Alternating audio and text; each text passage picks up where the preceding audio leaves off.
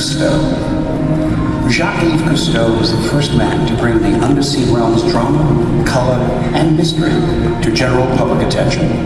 His films and books and the TV series The Undersea World of Jacques Cousteau molded an entire generation's oceanic interests, and his ship Calypso achieved legendary status. When his father asked his son to carry forward the flame of his faith, Jean-Michel Cousteau, explorer, environmentalist, educator, architect, and film producer, used his vast experience to communicate to people of all nations and generations his love and concern for our water planet. Since donning his father's newly invented scuba gear at the age of 7, Jean-Michel has been exploring our vast oceans. After the passing of his father in 1997, Cousteau founded Ocean Future Society to carry on this pioneering work.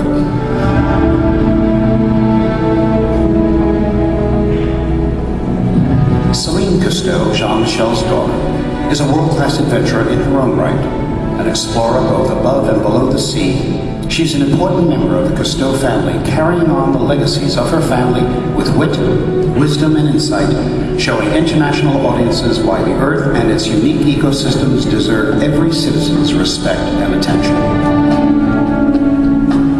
Ladies and gentlemen, please welcome our 2009 keynote speaker, Celine Cousteau.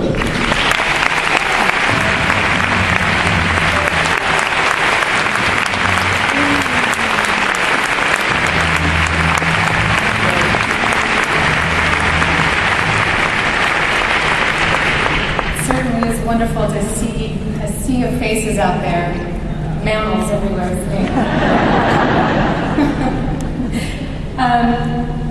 Dr. Benjamin said, when you look out there, just think of everyone as your family. And now it looks like I have a whole lot more shopping to do for the holidays. I'll make a big turkey.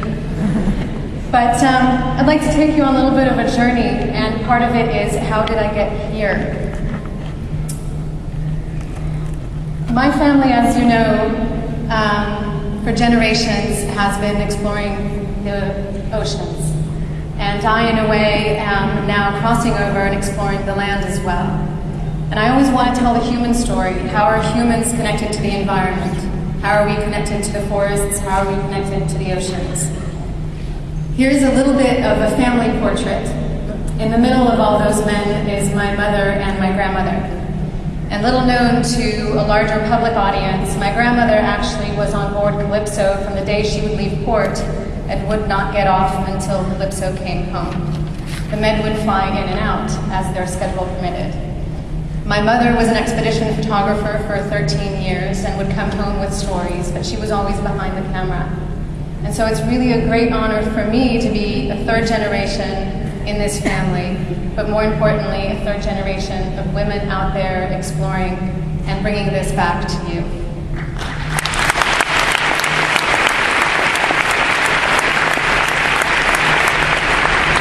And getting ready for this conference, I was in Florida, and I met with Dr. Laura Fleming of the Ocean and Human Health Center at the University of Miami. And I said, what am I doing speaking to, well, now it's about 10,561 people in the health industry. So I began to tell my story. And I said, I can't become a health specialist in less than 6 months. I can certainly try. And as I was telling my story of how I got here, she looked at me, she said, that is what you tell them. Why am I here? I went to the Amazon in 1982. I was just about 9 years old. And I went with my grandfather aboard Calypso, spent a couple of weeks with him there. Of course, my grandmother was there. She was a nurse, she was a hairdresser, she was a confidant, she was a mother, and our extended family kept growing. I went back in 2006 and 2007 as an adult. And it was there really that everything came together for me, that as a child I grew up with this family. And now as an adult, this is really what my direction was meant to be. I studied psychology, so health of a different kind. And then I went on to study intercultural relations. And now everywhere I go, I see the intersection of humans and the environment. The photo you see here is the slum area of Belen, a part of the Quitos in Peru. The people that live in these homes don't have adequate resources of water. and they throw their trash out the windows. So when the Amazon River rises, it carries the trash away. This is also where they swim, in the same waters you just saw in the previous photo. But in the forests of this area, there is also some of the cleanest water you will ever find.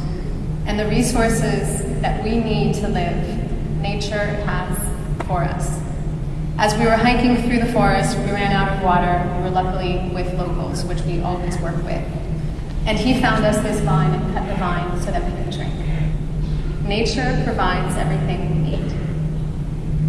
But it was also on this journey to the Amazon that I really came to an understanding of the importance of health. I went to an indigenous conference in the middle of the Valle do Javari. It's about 8,500,000 hectares, 21 million acres. I had to translate that on Google.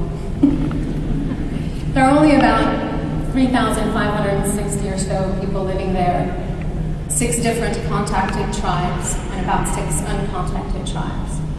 And at this conference, during the days that we were able to attend in the middle of nowhere, this is a 33-hour boat ride, the subject was health.